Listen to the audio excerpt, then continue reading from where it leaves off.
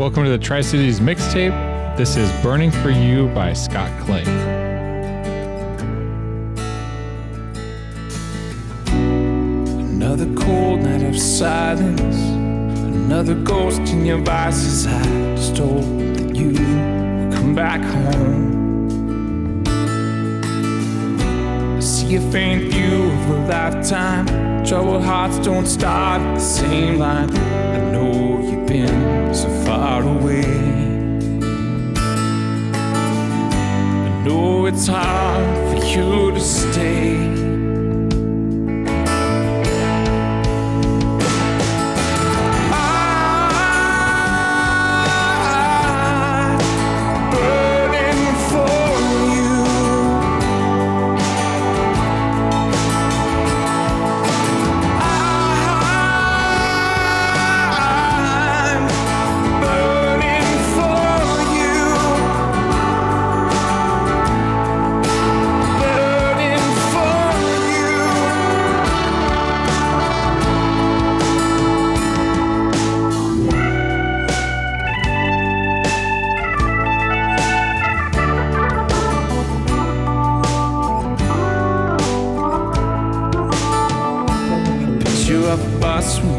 It said you had to leave.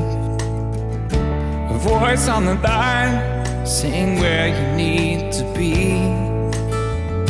You chose to break my heart and not get help.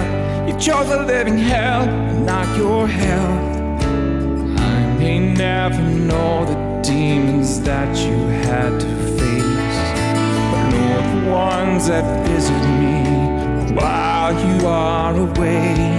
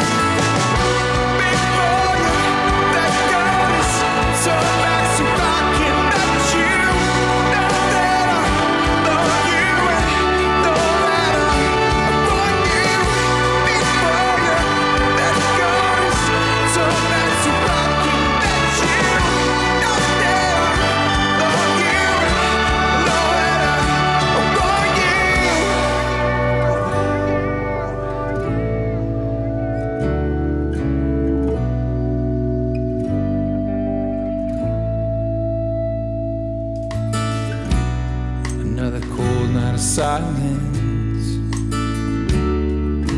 I know it's been so hard for you to stay.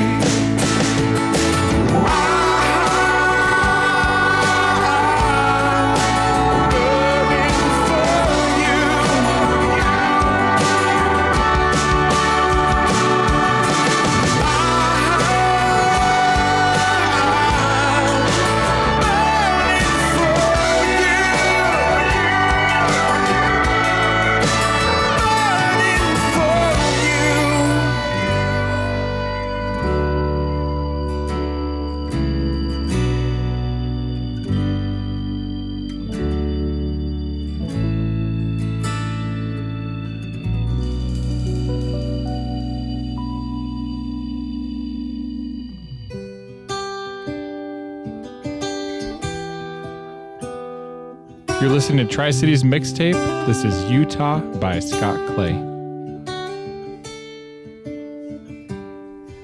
We spent some time in Utah as spring was closing in, but our fears came calling. You softly spoke to them. It takes a little time to say everything you need to say. I hope these words find a way to you. It takes a little time to know what you're really searching for. I hope your heart can find its own way. Yeah.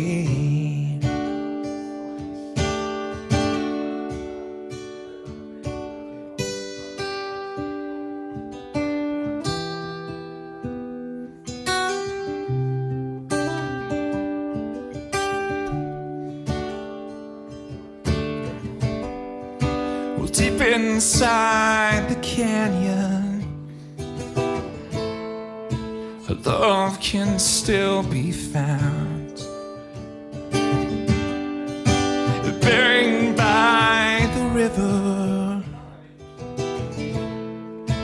buried in the ground.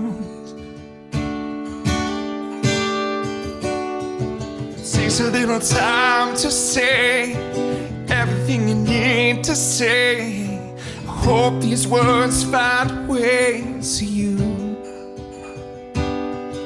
It takes a little time to know what you're really searching for. I hope your heart can find its own way. It takes a little time to say everything you need to say. I hope these words find a way to you.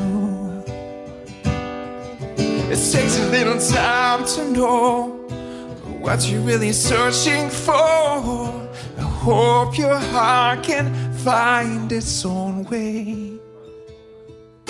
I hope your heart can find its own way.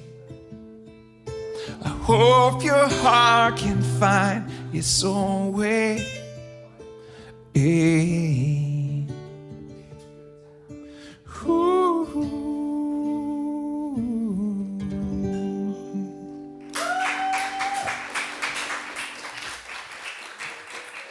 Welcome to the Tri-Cities Mixtape. We are live on location at the Richland Ted Brown. Today I am joined with my co-host, Vic Williamson. Yo, it's the Dreaded Dragon. And today we have a singer, songwriter, guitar player, and we'll find out all the other amazing things he can do. We have Scott Clay in the house. Hello, thanks for having me today. Woo! Yeah. I guess let's just start from the beginning. Where were you born? Actually, Spokane, Washington. Okay. Yep, but moved out here to actually Pasco at age 2. Tri-Cities was home for me for many years. I still consider it home. So Yeah, Yeah, I see grew that up here. you're now currently in Nashville. Nashville. Oh, Yep. I mean, Yep. I know that's just like the dream for any dude with a guitar on his back It's who's true. going out in the world to It's end up true. in Nashville. Is Yeah. it as amazing It's as I fertile imagine? grounds. Yeah, it really is. It's I love it because just the creative environment there.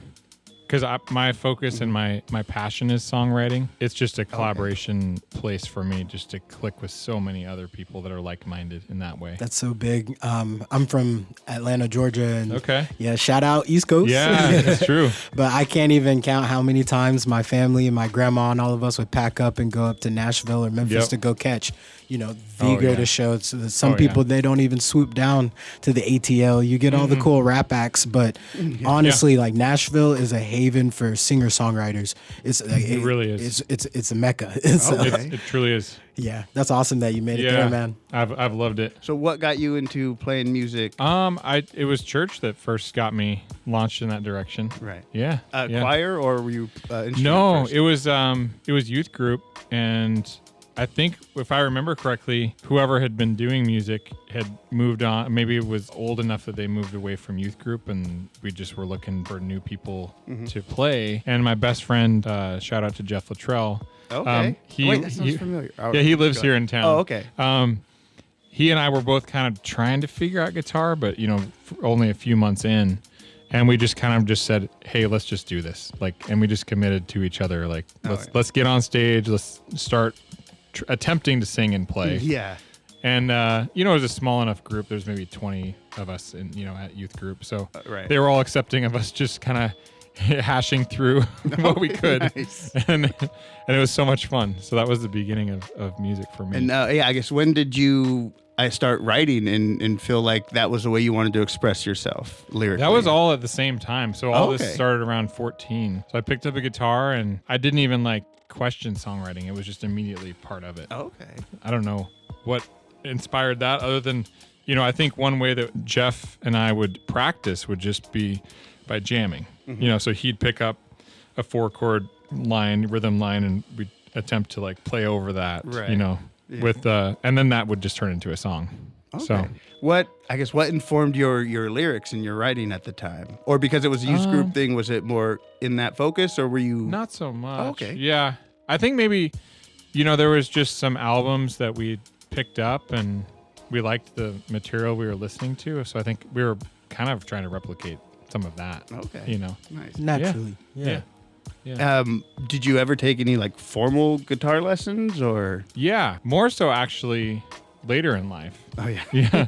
A lot of the early stuff was just shared between. So Jeff's mom was a guitar teacher, is a guitar teacher. Nice. So we would sit in with her. And then also one of the youth group people who had kind of, graduated and moved on was, I think he actually worked at Ted Brown for a while. Oh, wow. And so he would teach us finger picking. He had an amazing, setup for his guitar and, outboard gear and everything. So he taught us a lot about like signal chain and all that fun stuff too. Oh, okay. And then when I lived in Seattle, I started, wanting to get more into electric guitar. So I took some formal lessons then from a Berkeley trained guitarist there. Okay. So that was kind of, much later in life. Right. And then now I do some more like Patreon type stuff these days Okay. Oh, for learning. Patreon. Yeah. Yeah. Definitely love Patreon Yeah. as a learning source. Oh, it's great. Definitely to It's get amazing. into more like advanced skill sets when you're looking for something, to get very refined. You're not looking for the fundamentals Yeah. all over again. Yeah. You can go right to the niche of what you want to work on. Oh yeah. Yep. When did you start performing as Scott Clay? God, I would say it was like 2015 or so. Okay. The main reason, so I moved to the Seattle area and I started performing at all the different wineries because there's so many wineries over there. Yeah. And they all need, live music for the wine releases they're doing and for their, their club members that they host. I started getting a bit of a following in that group. And then I started putting more music out, but people couldn't spell my name correctly. And on Spotify, if my last name is Schweiger, SCHW. Oh. If you don't get it exactly, that search just isn't good. So, Oh, yeah. So I just decided to keep it real simple and like use the stage name. So that's when okay. Scott Clay started in that capacity. Okay. Yeah. So Yeah, is your first name really Scott? yeah, Scott Yeah. Is But- Clay a middle name, or is that just you just No, threw just- that because it was easier than Schweiger. Schweiger? Yeah. So it can be Okay. tricky to spell. Yeah. So I'd use that, yeah. And there was no. And the other thing is that if there's a bunch of like, as a famous actor named Scott Clay, then Oh, yeah. that's gonna like the search is gonna be completely lost on that. So Right. I wasn't competing in that field either. So He didn't go for Scott Pilgrim. bad move. Were you in any like bands before you went solo? Yeah. Do you remember any of the names? Well, the kind of what ended up happening was that youth group band that I was in, there was something started called The River, and it ended up being a very well attended like youth gathering. So we had a band for that called the River Band. Oh, okay. And we played for 5 years. We'd probably put in, 15, 20 hours of live performance a week. Oh, wow. So that was kind of like initially kind of where I cut my teeth. Yeah. Oh, yeah. And then after that, I got into a group called Back to One, and we did a bunch of recording in Washington State and touring around the area. And so those were like the two first bands I was in. Yeah. Heck yeah. A lot of fun. You're listening to Tri-Cities Mixtape, and this is Waking by Scott Clay. I'm waking to things I've only dreamed up. This life that I'm now living has come to me through dreams, and I'm reminded of all the little star bright strands of golden moonlight that shine inside your room. How it shines inside your room. Oh, oh, oh, oh,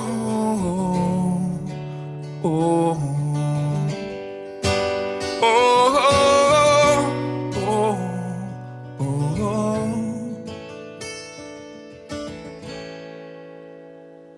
Please don't forget to turn out your front porch light. life's a good night. Come with me to bed. I tell you, come with me to bed. Oh, oh, oh, oh, oh.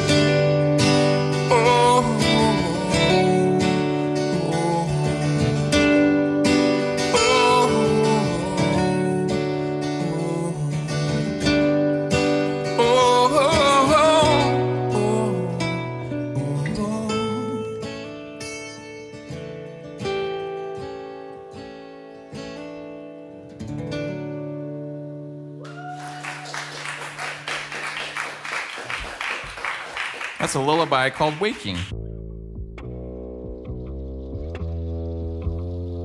You're listening to Tri-Cities Mixtape, and this is Aurora remixed by Scott Clay.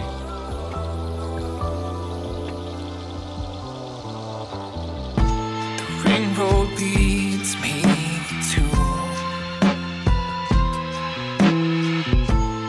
darkest place with you. Staring up into the midnight sky, you search for signs of life.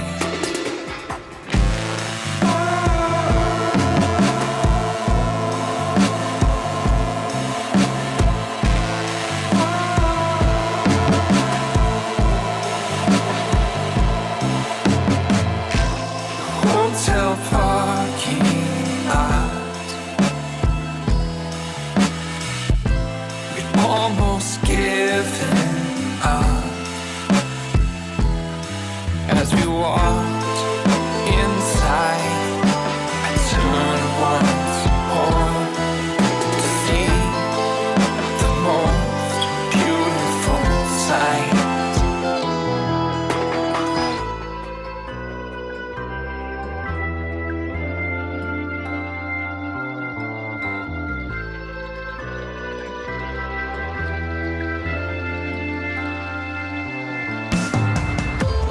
Watch them dancing, watch them dancing for me.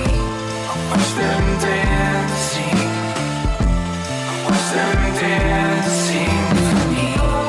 Watch them dancing, watch them dancing for me. Watch them dancing, watch them dancing for me.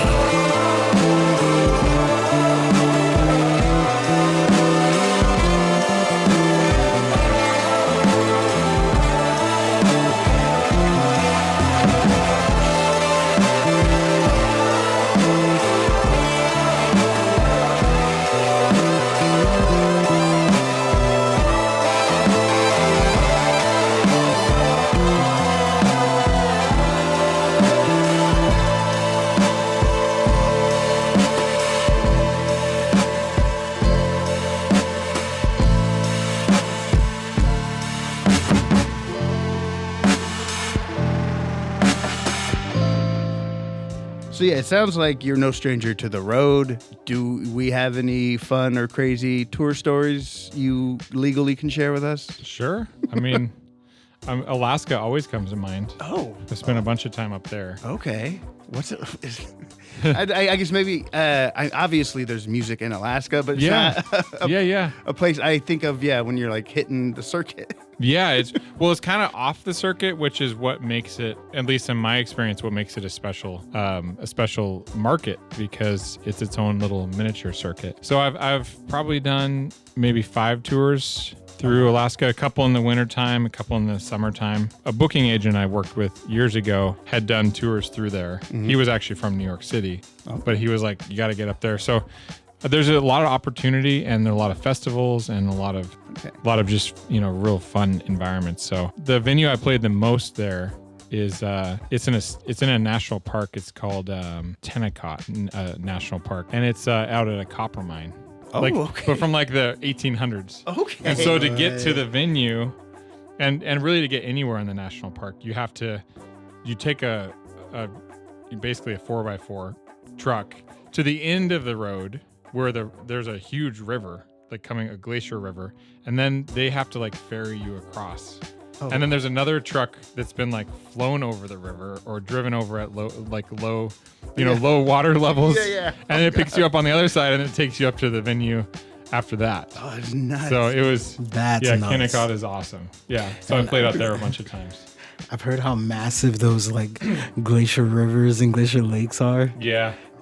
Yeah, it's amazing. That's a whole trek. It's like just getting out there, but they have huge festivals out there. So, in the summertime, a lot of locals come out, and we've always had good times out there. But it's like truly off grid. It really is off grid. Yeah. So do you feel like those are some of your favorite, tour experiences, the more remote festival style? Because I vibe with that. Yeah, those are real fun. Yeah. Because then the people that get there are really excited to be there. Oh, yeah, because you had to go through so many hoops just to get there. Yeah, and it's somewhere really beautiful, too.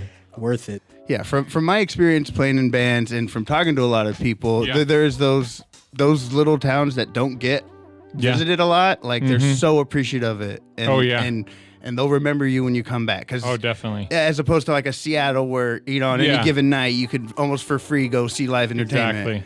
But if you're in Alaska, it's a very special thing. And then, I've heard so many touring or so many artists saying those random small towns are like they give it to you because they're so happy to have somebody who cared enough to show up in their town. Cared enough to show up, and it's like a once a year. It was almost always 4th of July weekend I played up there, so it was like people they wait all year for that weekend because that's like their moment to have a good time. Yeah. So, yeah, it was really fun. And I actually did kind of want to backtrack for a second because you mentioned that while you were getting the guitar lessons in Seattle, and you also had the chance to learn about signals and like signal chains and tech and stuff. Yeah. Do you feel like that gave you an advantage in the long run? Because a lot of guitarists and musicians in general that I learn. That I meet, they learn to play the instrument almost completely separate from learning decent gear techniques and stuff like that. So to be honest, it kind of led me over time to, use an actual Ableton rig for touring. Okay. And so when I was out on those tours I was talking about, like in Alaska, for years and years, I would basically build my own rhythm guitarist would be in the can, in Ableton.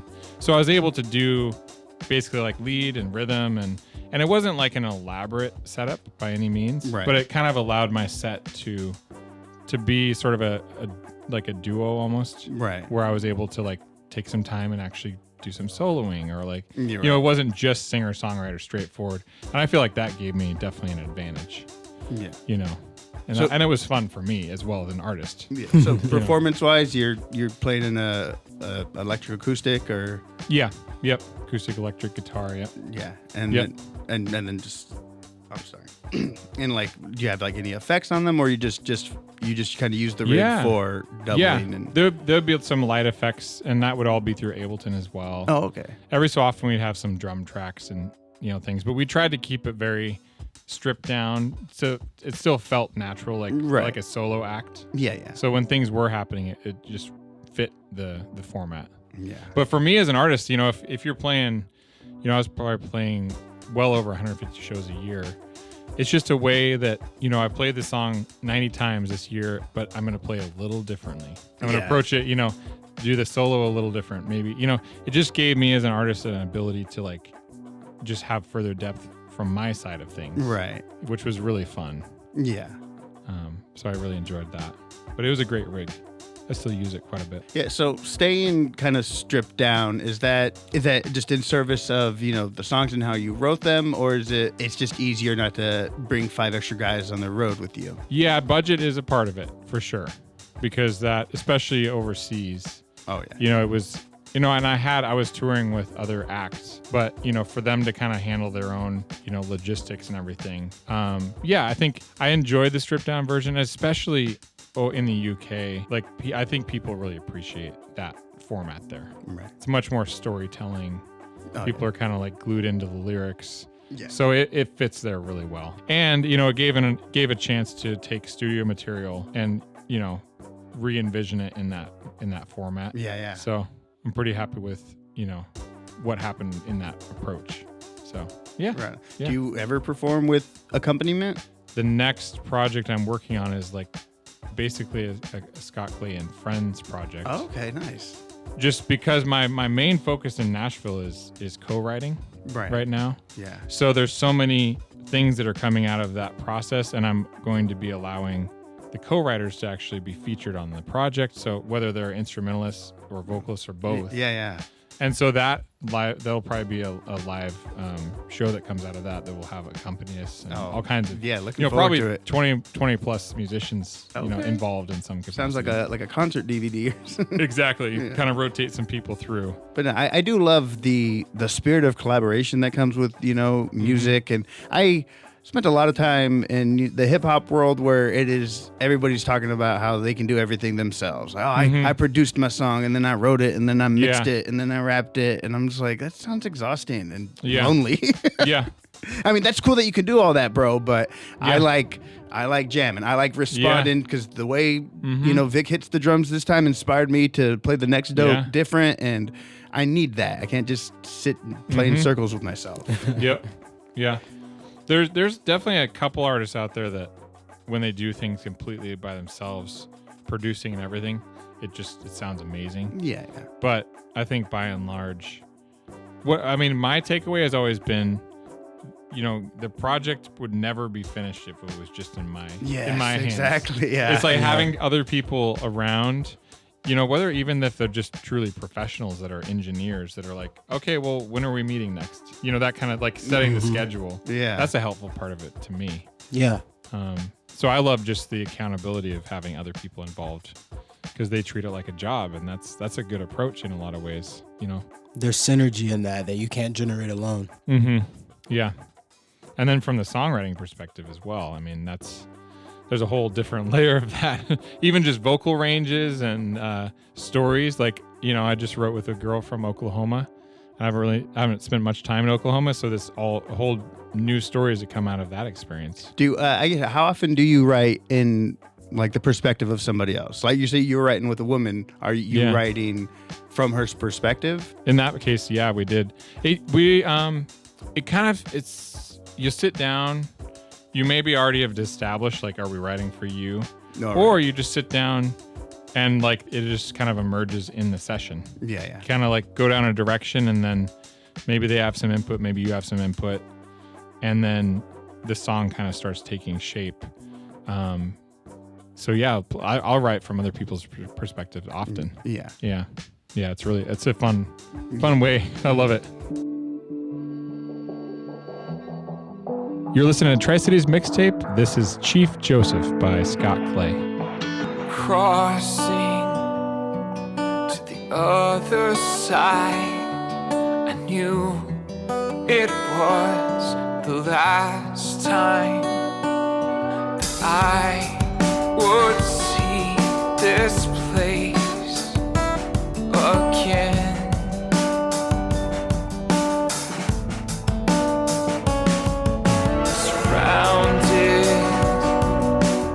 Every side we fled into mountains,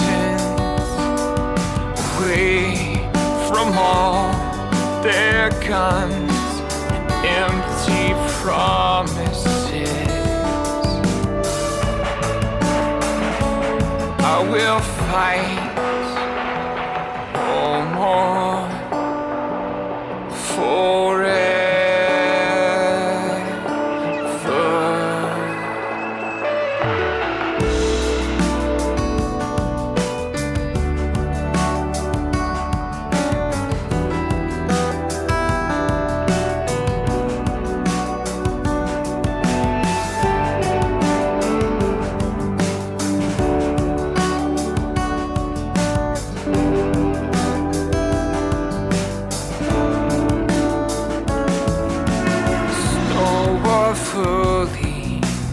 Winter fell as we approached the hunting grounds. The buffalo moved high along the plains.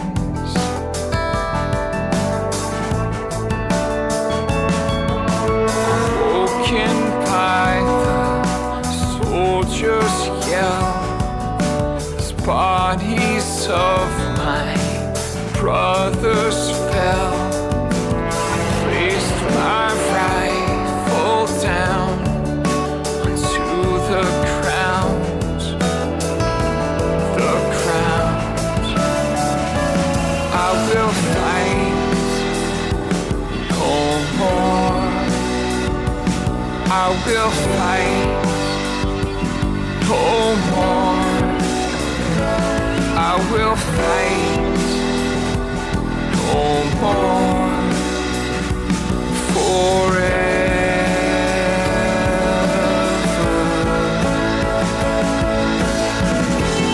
From where the sun now stands, from where the sun now stands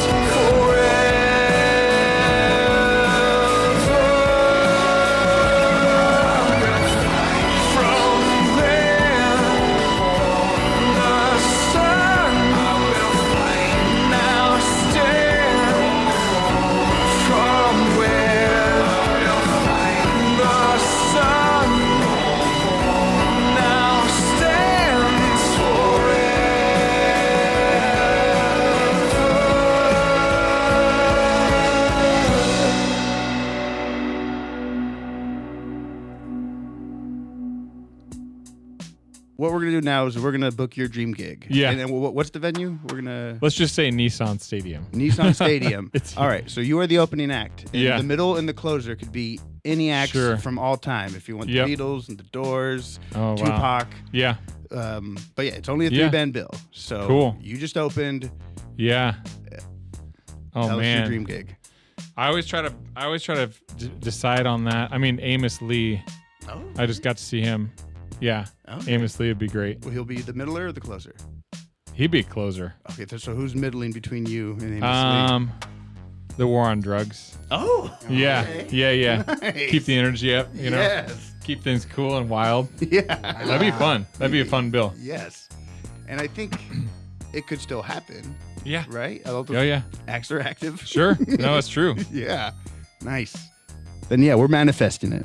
It'll Manifest. happen. Your genre, Mhm. I guess, just folk singer songwriter, or how? I've always hated the yeah. question being asked. Oh, what genre Sure. are you? Yeah. It's an important question though, and I think Yeah. it's good to have a concise answer. I always go Americana. Oh, Americana. Yeah. Mm-hmm. And if I were to get even further in, I would say like experimental Americana. Okay. Yeah, Yeah. because you throw in some rock influences here, some electronic influences there. But yeah, Americana. Yep. Give us some songs that your best friends, your partners, your wife, kids, or parents would be surprised to know that you love. For lack of a better phrase, a guilty pleasure song. I'm in Sure. my 40s and I don't Yeah, feel yeah. guilty about loving Yeah. terrible pop music. Sure. But if Yeah. if you're trying to look cool in front of the girls or anybody, what song would you turn off so they don't see you enjoying it? Splish Splash, taking a bath. Oh, classic. Anything Backstreet Boys. Okay, yeah.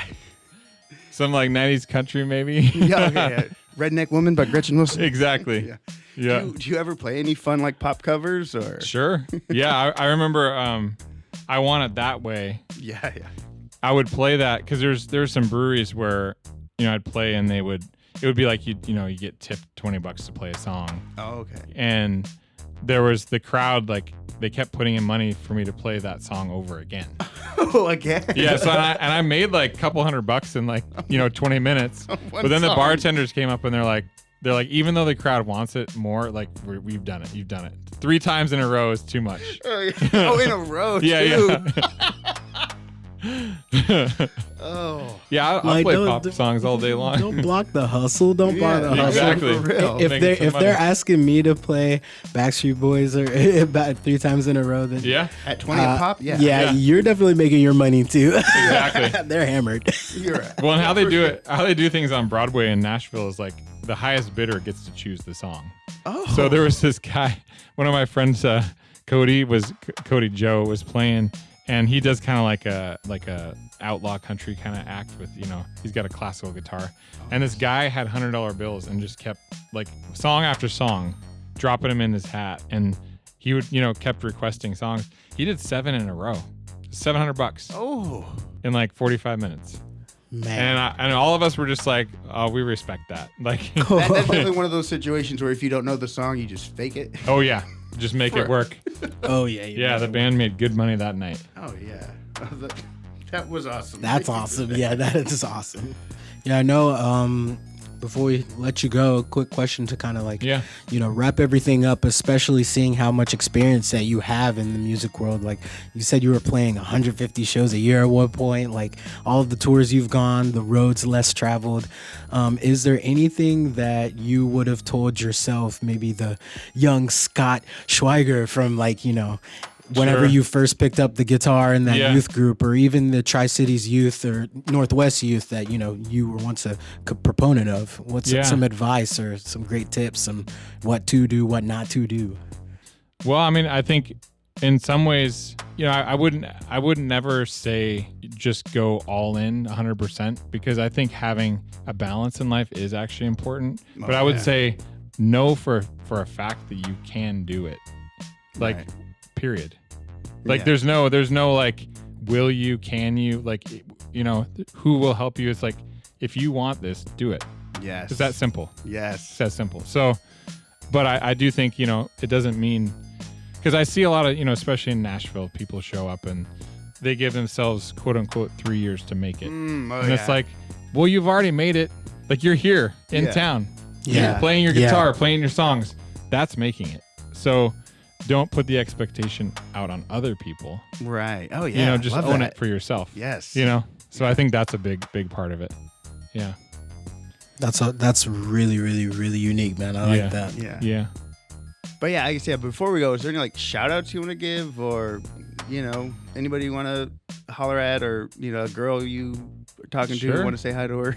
Well, I mean, just because of the clinic here. So I worked at Ted Brown. It may have been my first job ever.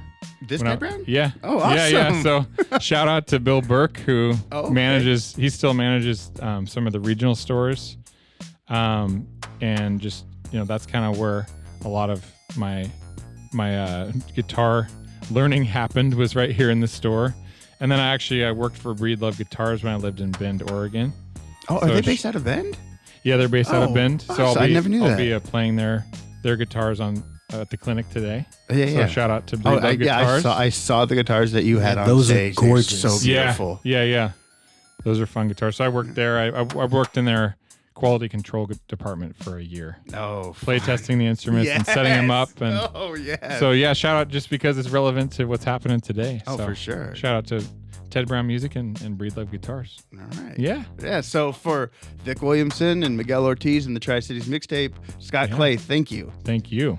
And thank y'all for listening. Good night. This is Tri-Cities Mixtape, and you're listening to One for the Road by Scott Clay.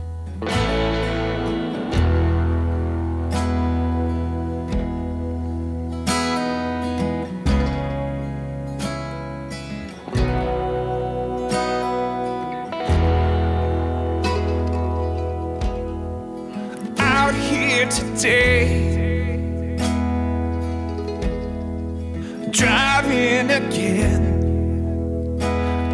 the others speed by, but I've got time to spend. This old darkened pain, the sound of the rain as the radio plays. I get lost in the day. I get lost in the day as the radio plays. Oh, there's no other place. Oh, I'd rather be anyway. Oh, right where I am. That's where you'll find me.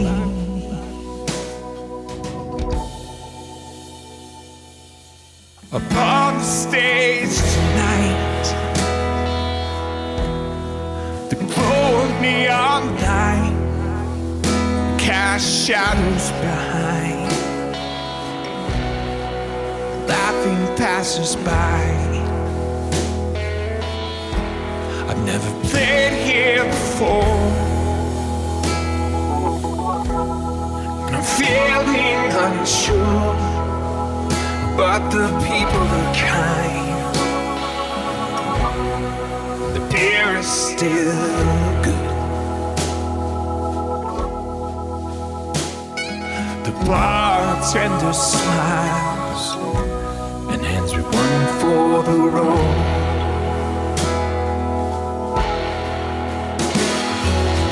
Oh, there's no other place. Oh, that I'd rather be anyway. Oh, right where I am. That's where you'll find me.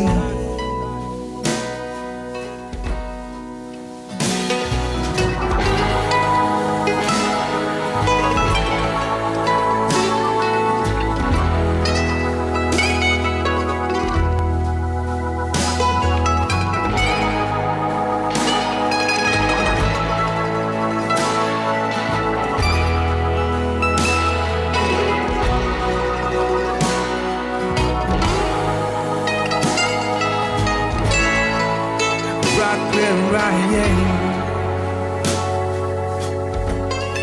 That's where you'll find me.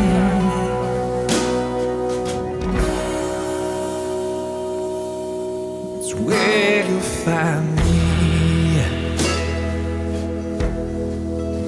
That's where you'll find me. Yeah. Right where I am.